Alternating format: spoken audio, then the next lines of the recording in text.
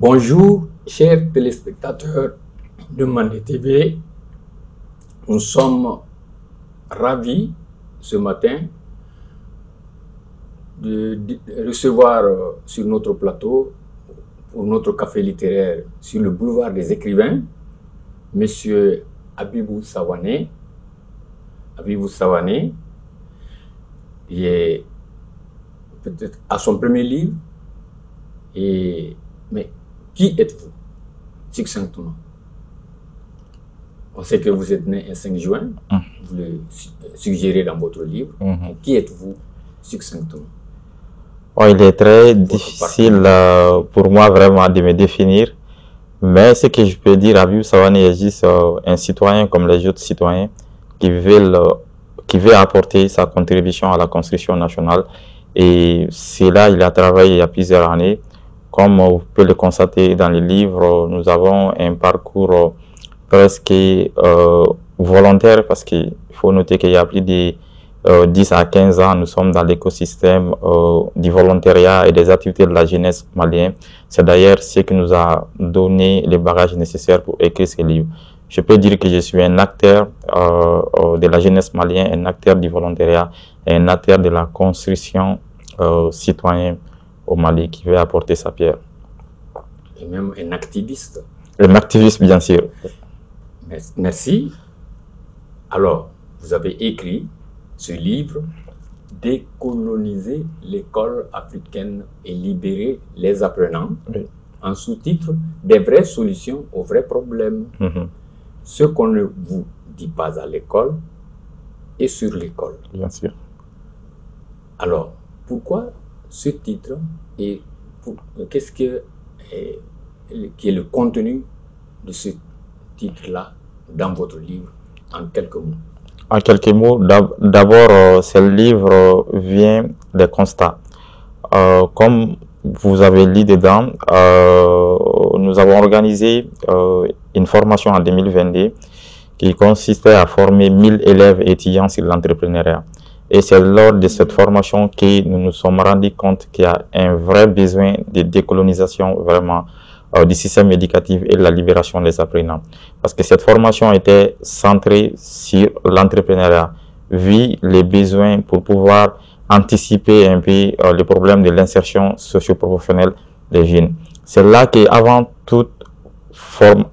avant de commencer nos différentes formations, on posait la question aux apprenants, qu'est-ce qu'ils voulaient devenir. Plus de 95-98% voulaient devenir ce que le système voulait qu'ils soient, c'est-à-dire devenir un employé, travailler c'est-à-dire d'abord obtenir leur diplôme, chercher un emploi et travailler dans un bureau. On a constaté aussi que ces mêmes chiffres, c'est-à-dire 95-98% des apprenants ne savaient pas ce que c'est que l'entrepreneuriat. Or, aujourd'hui, avec tout ce qu'il y a comme les problèmes, avec tout ce qu'il y a comme les solutions, c'est-à-dire la technologie, on voit que trouver un emploi, c'est un problème. Et pourtant, les élèves qui sont sur les bancs sont toujours en train de penser qu'il y a de l'emploi. Et c'est ainsi que lors de nos différentes formations, on a aussi trouvé que ces mêmes apprenants avaient des croyances très limitantes et ils n'étaient pas connectés d'un certain nombre de réalités qui doivent être au courant. Et ainsi, on pouvait passer 30 minutes à 1 heure de temps, c'est-à-dire à leur expliquer même les bases même de ce qu'ils doivent savoir pour qu'ils ne soient pas si pris par les effets et les conséquences du système. Ça nous a pris beaucoup de temps. C'est-à-dire à chaque formation, on passait 30 minutes à leur expliquer vraiment des réalités qu'ils devaient connaître. Et c'était de trop. À chaque fois, on se rendait compte que le besoin est encore énorme. C'est pourquoi nous avons décidé d'écrire ce livre pour pouvoir mettre à la disposition des millions des apprenants pour qu'ils puissent savoir l'objectif, la finalité et à quoi sert même notre système éducatif. Votre nous, c'est un nous de politesse, sinon c'est vous plutôt donc, qui avez écrit ce livre-là. Et merci d'avoir accepté notre invitation, encore une fois de plus. Votre livre, il est composé de 5 parties principales. Et chacune de ces parties vraiment parle. Première partie, les problèmes du système éducatif. Deuxième partie, le système donc, et ses conséquences. Troisième partie, le système éducatif, donc de façon générale, vu par ce que le groupe que vous venez de dire. Ouais. Partie 4, la voie de la décolonisation, donc qui entre dans les solutions. Oui. Partie 5, le Start-up School. Open School. Start-up Open School. Bien sûr. Alors, donc, commençons par la fin. Qu'est-ce que ça veut dire ça? Alors, le Start-up Open School, nous sommes rendus compte que le système éducatif actuel, c'est-à-dire l'école, ne nous donne pas les compétences nécessaires pour réussir notre vie. C'est pourquoi il y a beaucoup de défaillances, il y a beaucoup de choses dont les apprenants doivent avoir et qu'on nous apprend et qu'on ne les apprenne pas au profit des choses qui sont souvent inutiles. Nous avons créé Start-up Open School pour pouvoir apprendre aux élèves, aux apprenants, ce dont ils ont besoin pour réussir leur vie. C'est-à-dire, c'est comme une école complémentaire à ce qu'on leur enseigne à l'école. Aujourd'hui, tout le monde est d'accord que le système éducatif est caduc, c'est dépassé, mais les solutions sont très rares proposées. Et nous, à travers Start-up Open School, on veut apporter à l'école ce qui lui manque, c'est-à-dire des compétences, des informations, des formations qui permettent aux apprenants de se retrouver dans le monde où ils vivent et aussi de préparer et réussir leur vie. Donc, vous vous rappelez la sempiternelle idée, il faut lier l'école à la vie. Bien sûr. Et d'ailleurs, c'est ça le sujet de votre livre. Il faut lier l'école à la vie.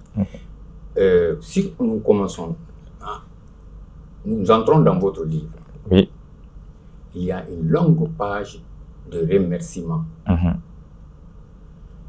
Alors, comment est-ce que c'est arrivé? Donc, est-ce que c'est par un devoir de reconnaissance, parce qu'il y a plusieurs personnes que vous remerciez. Les remerciements occupent une place, donc beaucoup de pages dans votre livre. Alors, la question c'est? Alors, est-ce que c'était une question de leçon de morale, de devoir, de reconnaissance envers toutes ces personnes-là? Oui, bien sûr, c'est une question de reconnaissance parce qu'il faut rappeler que dans la vie, on vit avec les gens et ce sont les gens, et c'est avec les gens, comme dit, on vient dans la main des gens et on part aussi dans la main des gens. Et ces livres-là, ces deux livres, c'était mes premiers livres, c'était une occasion pour moi de remercier les personnes qui ont contribué à faire de moi ce que je suis aujourd'hui. C'est-à-dire à travers notre formation, c'est aussi à travers les gens que nous rencontrons, les groupes que nous intégrons et les personnes vraiment qui nous servent de modèles. Et j'ai profité de ça pour remercier un certain nombre de personnes. Vous allez constater que ce sont les membres des familles, ce sont les amis, ce sont les mentors, ce sont aussi les personnes qui nous ont inspirés et surtout qui nous ont soutenus dans notre parcours. Donc, ce livre est annonciateur des nôtres. C'est ce que vous laissez sous-entendre. De plusieurs. De plusieurs. Bien sûr. D'ailleurs, c'est écrit. Donc, rendez-vous, vous rappelez à votre lecteur, rendez-vous. Exactement. Bientôt. Exactement. Et donc, vous êtes vraiment sûr de votre projet. Oui. Vous écrivez dans votre livre, dont le sujet est l'école, bien sûr. L'éducation est le seul poumon par lequel un peuple peut respirer. Alors, l'éducation, c'est-à-dire l'école ou bien l'éducation en général. Parce que Victor Hugo a dit que l'éducation, on la reçoit en famille. Mais c'est l'école, l'État qui donne l'instruction. Exactement. D'ailleurs, c'est l'un des problèmes du système éducatif qui croit que l'éducation se limite seulement à l'école. Peut-être dans le tome 2, vous allez constater que nous avons proposé les 10 autres manières et moins de lire au-delà de l'école. C'est-à-dire notre plus grand problème est qu'avec les parents, avec l'État, avec même les apprenants, on croit que l'école est le seul endroit qu'on peut et doit apprendre. Il y a bien sûr plusieurs écoles dont j'ai défini dans les tomes D qu'on peut s'en servir pour apprendre. Et c'est ce qui concerne l'éducation et les seuls poumons par lesquels un peu peut respirer. Quand vous voyez même les thèmes des livres, parce que en Afrique même, par exemple, les retards de notre continent seraient dits dans la non-compréhension de ces concepts-là. C'est vrai, après l'indépendance, nous avons fait beaucoup de choses, on a élaboré des politiques, on a fait beaucoup de choses, mais le système éducatif a changé plusieurs fois, à plusieurs reprises. Et on a constaté que ces changements-là, dans la plupart des cas, ne répondaient pas vraiment aux besoins et aux aspirations de notre pays. À mon avis, l'éducation doit être liée au développement. C'est pourquoi j'ai dit aussi que toute l'éducation qui n'aboutit pas à un développement est une éducation moins utile. Parce que l'éducation doit donner des résultats. D'abord, doit viser des objectifs. D'abord, le développement personnel de l'apprenant. Et aussi, lorsque l'apprenant est développé, lui aussi à son tour, il va développer la nation. Et c'est ainsi que notre continent va se développer.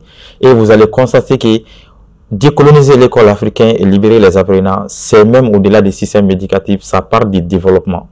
Parce qu'en tant que les apprenants ne sont pas formés, armés, les apprenants ne sont pas prêts, ils ne sont pas épanouis pour pouvoir développer, le développement ne sera jamais une réalité. C'est pourquoi j'ai dit que l'éducation est le seul poumon par lequel un peuple peut respirer. Mais il s'agit de quelle éducation? Et vous allez voir dans notre culture, avant on apprenait sous les arbres, c'est une forme d'éducation. On apprend à travers les mentors, on apprend à travers les livres, on apprend à travers les voyages, on apprend à travers les discussions, on apprend à travers plusieurs voies. Malheureusement,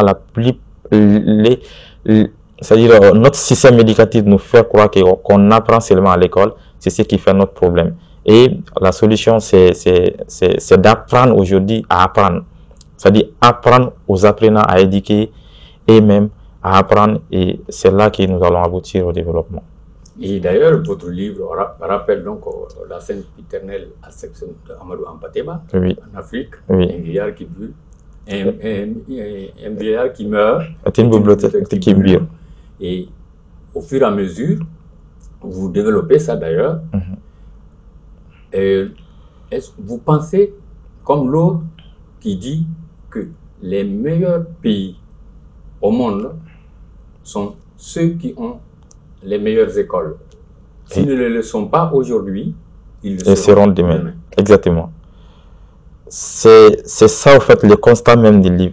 Parce que tout part du système éducatif, tout part de l'école.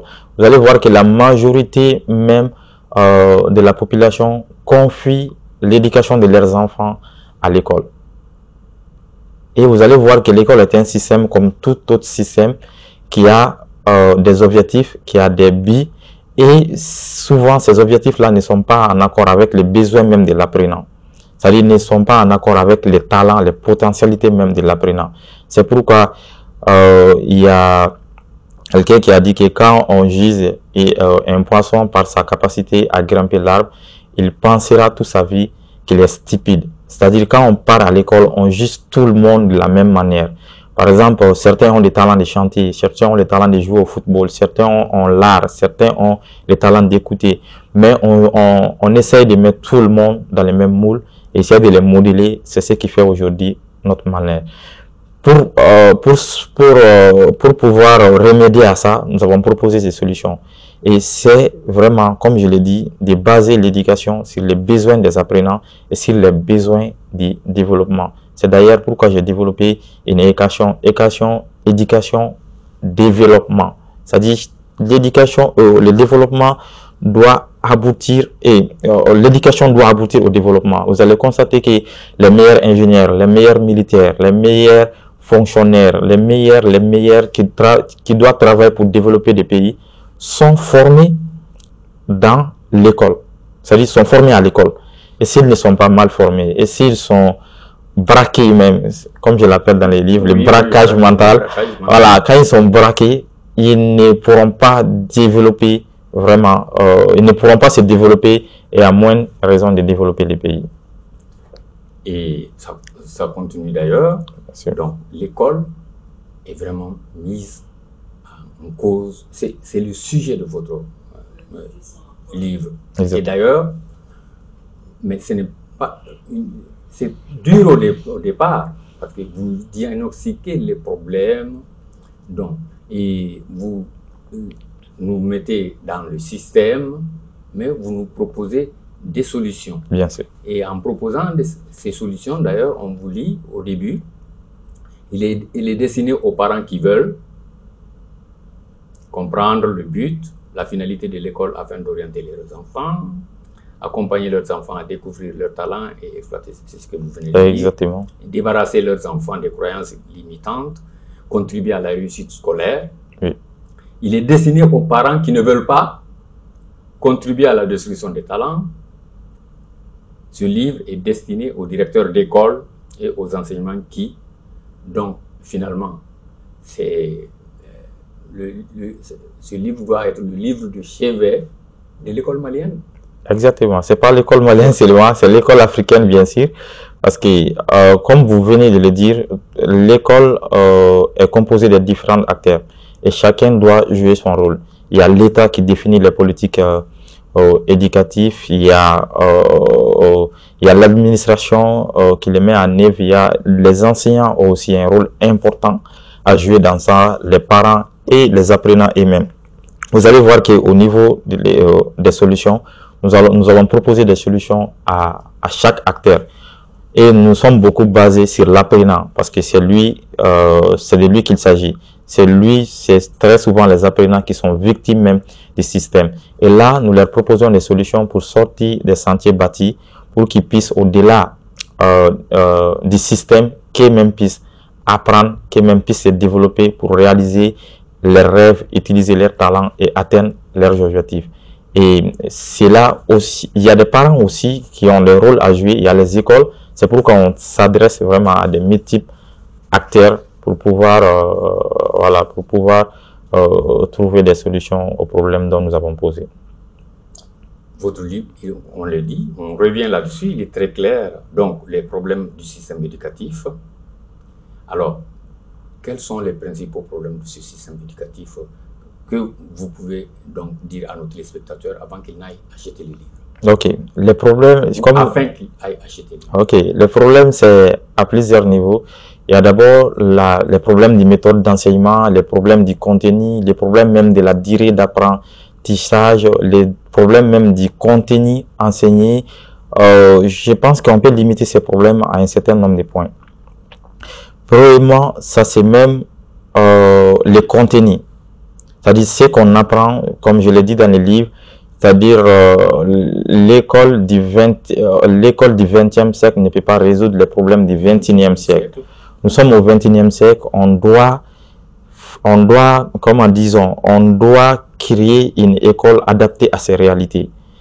Du 19e au 20e siècle, ceux qui ont créé ce système éducatif avaient des objectifs et qui répondaient à un certain nombre de besoins. Et ceci, durant tout 19e et 20e siècle, cette mission a été accomplie, c'est-à-dire de former les employés pour qu'ils puissent travailler dans les usines. Et cette mission a été accomplie.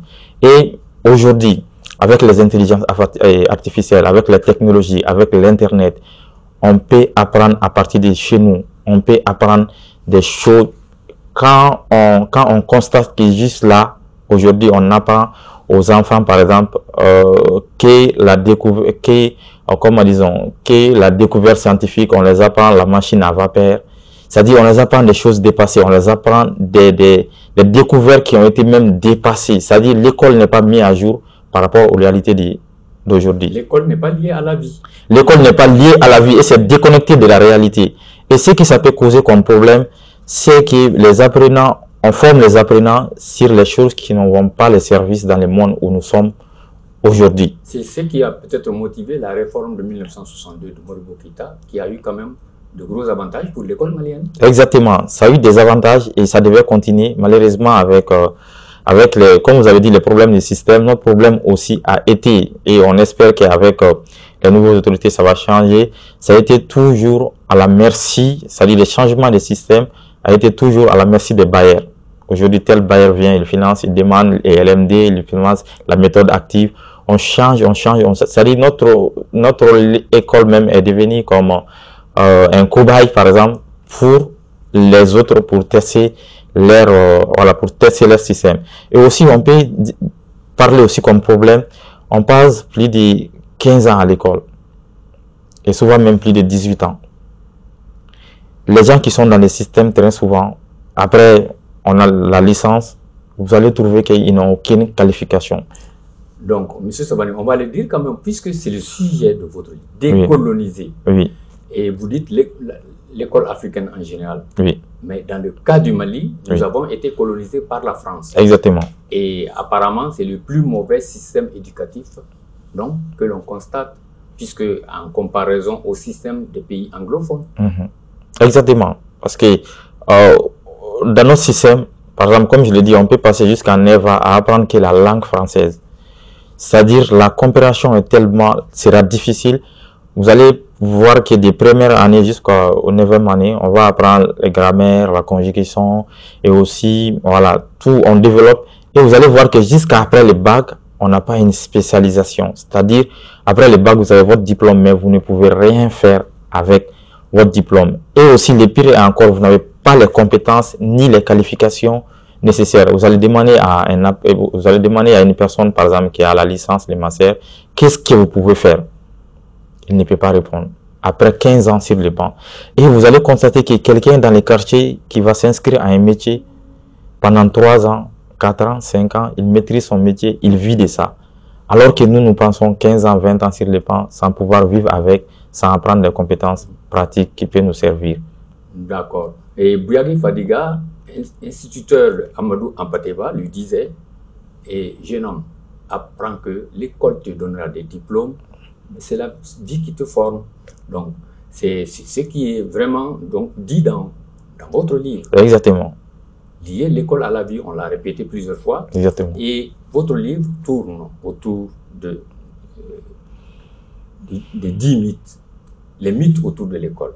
Ouais. Vous les définissez en 10, les 10 mythes. Exactement. Alors, comment ces mythes-là sont nés? Comment ces mythes-là ont détruit l'école? D'abord, quand vous voyez... 10 mythes, j'ai 10 mythes. Exactement. Comme vous voyez, c'est-à-dire... l'argent ne fait pas le bonheur. Exactement, c'est ce qu'on enseigne très souvent. Le diplôme garantit la réussite. Bien sûr. Ainsi de suite. Exactement. Avoir honte ou le complexe de vendre en tant qu'étudiant ou diplômé. Oui. Donc, toute une série de mythes. Exactement.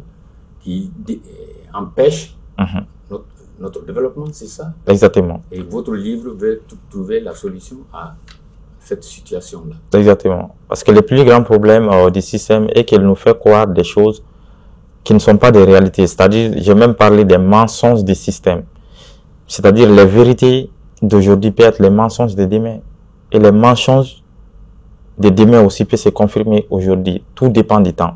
Avant, on pouvait dire aux apprenants, allez à l'école, obtenez un diplôme, et bien sûr, vous allez décrocher un emploi et vous allez réussir aussi dans la vie. C'était quelque chose qui était répandu et c'était une réalité à un moment donné. Mais aujourd'hui, l'école ne garantit pas la réussite. Et aussi, il y a d'autres voies et moyens pour apprendre ce que l'école nous apprend, pour nous donner ce que l'école est censée nous donner. Et plus mieux encore. Et ce sont des croyances, par exemple, qui limitent les apprenants. Par exemple, comme je vous ai dit, c'est lui-même est venu de ces constats. Lors de nos formations, quand on demande qu'est-ce que vous allez devenir, ils n'ont pas de rêves personnels et on ne les apprend même pas à se fixer des objectifs et à avoir des rêves dans la vie. On adopte les rêves que le système nous vend. Plus de 95 à 98% rêvaient vraiment d'obtenir un diplôme et de décrocher un emploi. Et ensuite, comme vous le savez, travailler dans un bureau et préparer les réalités. Le problème est qu'il n'y a même pas d'emploi. Parce que vous pouvez constater que lorsqu'on veut recruter aujourd'hui 5 personnes ou 10 personnes dans la fonction publique, il y a des milliers de dossiers. Il y a quelqu'un qui dit des concours. Des concours. Et aussi que le problème est qu'on ne les a pas aussi appris. C'est un jeu de mots, les concours. Ouais. Con, c'est ONS, cours. N'est-ce pas? Alors que tout le monde rêve d'avoir des emplois. Alors que si on les apprenait seulement un petit moment de comment créer un emploi, le problème allait être résolu, et pour l'État, et pour aussi les apprenants. Le système américain vous donne raison. Il paraît que l'Américain moyen peut faire au moins 7 métiers en même temps. Donc, ce n'est pas des ankylosés de diplômes qui regardent le monde à travers des lunettes et des formules. Donc, c'est la pratique liée l'école à la vie. Et les meilleures universités, donc, qui sont, par exemple, dans les pays de l'Est, donc les pays, la Finlande, la Suisse, ce sont donc ces pays se sont développés parce qu'ils ont les meilleures écoles, le Canada, ainsi de suite. Donc, l'exemple vous donne vraiment donne raison à ce livre. Exactement. Vous allez aussi voir, il y a une chose importante qu'il faut rappeler. Dans quelques années, c'est déjà commencé, beaucoup d'emplois seront supprimés. C'est-à-dire, ce qu'on est en train d'apprendre aux élèves sur les bancs, ce dont ils passent plus de 15 ans, 18 ans à apprendre, vous allez voir qu'en arrivant sur le marché, ils vont trouver que des machines, des robots sont en train de faire leur travail. Vous allez voir qu'aujourd'hui, il y a plusieurs chômages. Il y a d'ailleurs Golden Chat, une structure américaine, un banque américain. Il dit que ce sont plus de 300 millions d'emplois qui seront supprimés par l'intelligence artificielle. Oui, mais M. Sawane, oui. Donc vous êtes quand même très dur hein, quand vous dites l'école, une prison à ciel ouvert pour les apprenants. Bien sûr. Vous assimilez l'école à une prison. Bien sûr. Est-ce que ce n'est pas quand même beaucoup plus... Non, c'est juste la réalité que j'ai décrit, parce que je pense que quand on va à l'école, l'école doit nous aider vraiment à nous développer, à savoir notre besoin et nous aider vraiment à nous épanouir. Et malheureusement, quand on va à l'école, on nous apprend à nous conformer, on nous apprend à rentrer dans les rangs, on nous apprend c'est-à-dire on nous inculque des choses, nous apprend des choses qu'on ne sait même pas ce que ça va servir dans la vie. On nous apprend des histoires qui ne nous servent à rien, on nous apprend les économies des pays dont on n'a même pas besoin, au détriment des choses dont on a beaucoup besoin vraiment.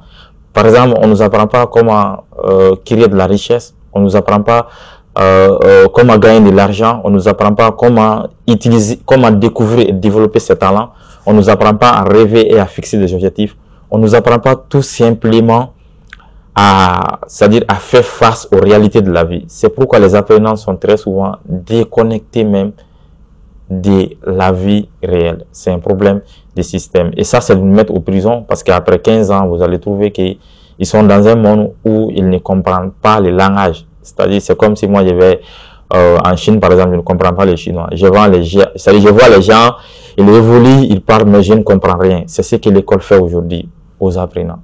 Parce que le chômage chronique. Et il nous prépare pour un monde qui a cessé d'exister. Et d'ailleurs, les premières propositions de solution, c'est d'apprendre dans nos langues. D'ailleurs. Exactement. Cela va permettre de réduire le temps d'apprentissage. Comme je l'ai dit, de première année au 9e année, on passe du temps à apprendre la langue, la grammaire. Alors que si c'était dans notre langue, on allait gagner ce temps. Les premières expériences à Ségou ont marché quand les apprenants apprennent donc d'abord dans leur langue maternelle. Et vous trouvez la solution par les 10 leçons de Nietzsche. Exactement. Mais Nietzsche n'est pas quand même un modèle.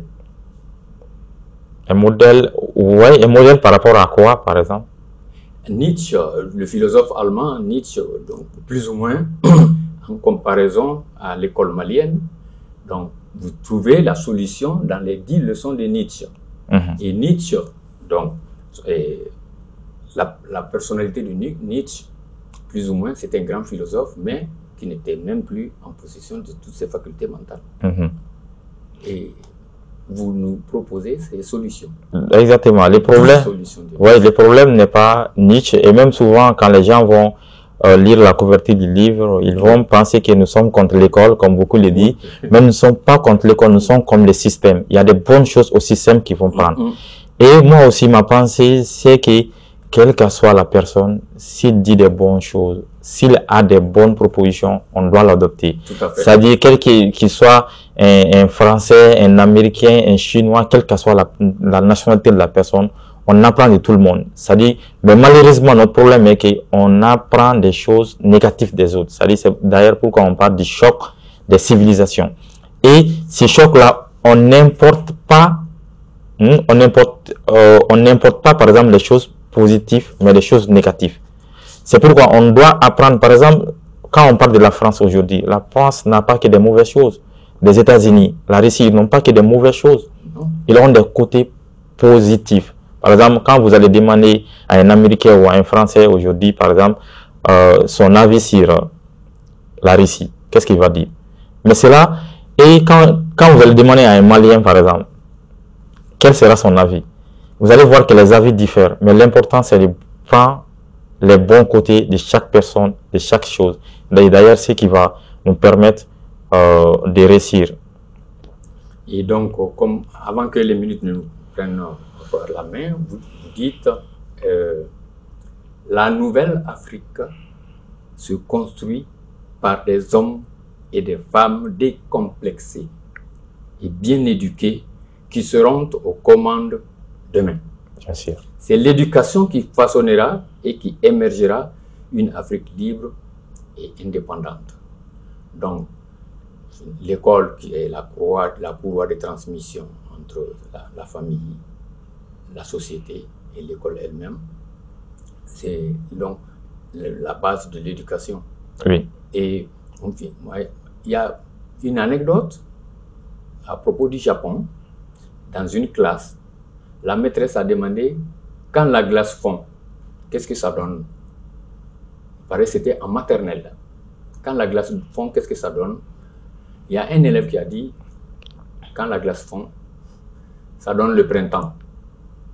Il paraît que l'institutrice elle-même s'est moquée de l'enfant, mais il avait une mentalité beaucoup plus développée. Et effectivement, quand la glace fond, ça donne le printemps. L'hiver vient avant le printemps. Il observe et tout est gelé pendant l'hiver. Et après, c'est le printemps qui vient. Il paraît que le Japon a suivi l'enfant. Et il a fait un savant, un inventeur de machines. Donc, tout cela donne raison à votre livre. Exactement. Vous allez trouver aussi que ces genres d'enfants, ils sont beaucoup plus nombreux chez nous. Malheureusement, on les accompagne pas, on ne s'intéresse pas à leurs projets, à leurs idées. C'est parce que l'école est colonisée. Et quand ces enfants vont décoloniser, et quand ils vont être libérés d'exprimer, comme vous donnez l'exemple d'exemple, d'exprimer leur talent, leurs souhaits sans être jugés, vous allez voir que le vrai développement va venir. Et votre mot de la fin, donc peut-être c'est ça, votre mot de la fin? Bien sûr. Pour un développement, vraiment, pour un développement souhaité de l'Afrique, cela ne peut pas passer sans vraiment des personnes décomplexées, formées, capables vraiment de réaliser leurs rêves. Et cela commence par décoloniser l'école où ils sont formés. S'ils sont mal formés là-bas, s'ils ne sont pas écoutés, si leurs besoins ne sont pas pris en compte là-bas, ils ne seront que ce que le système veut pour eux. Et ce que le système veut pour eux, ce n'est pas grand-chose. C'est comme, vous allez voir que je vais donner un petit exemple pour clôturer. Vous allez voir que le ministre était là durant combien d'années? 12 ans. Voilà, plus de 12 ans à peu près, il était là. Mais le jour où ils ont été renvoyés, quelques mois, Kidal a été libéré. Et aussi notre système éducatif. Il y a des choses là-dedans. Il y a des pièges là-dedans. Il y a des mythes là-dedans. Quand on les enlève et enseigner vraiment les choses qui sont plus importantes, vous allez voir que le Mali va se libérer et l'Afrique aussi va se libérer à travers cette éducation. Oui, c'est ça le sens de votre livre. D'ailleurs, décoloniser l'école africaine et libérer les apprenants, tome 1. Oui. C'est-à-dire qu'on attend le tome 2. Oui. Des vraies solutions. Oui, le tome 2 est déjà disponible, c'est là. Ce qu'on ne vous dit pas à l'école et sur l'école a été publié aux éditions Prostil. Oui. Donc, sur la place. Et donc, le livre peut se trouver dans les librairies de la place. Exactement. Monsieur Savané, encore une fois de plus, Mandé TV vous remercie d'avoir accepté son invitation. Et chers téléspectateurs de Mandé TV, nous vous remercions d'avoir dégusté en compagnie de M. Savané notre café littéraire sur le boulevard des écrivains d'aujourd'hui. Et nous vous donnons rendez-vous une autre fois. Merci. Merci.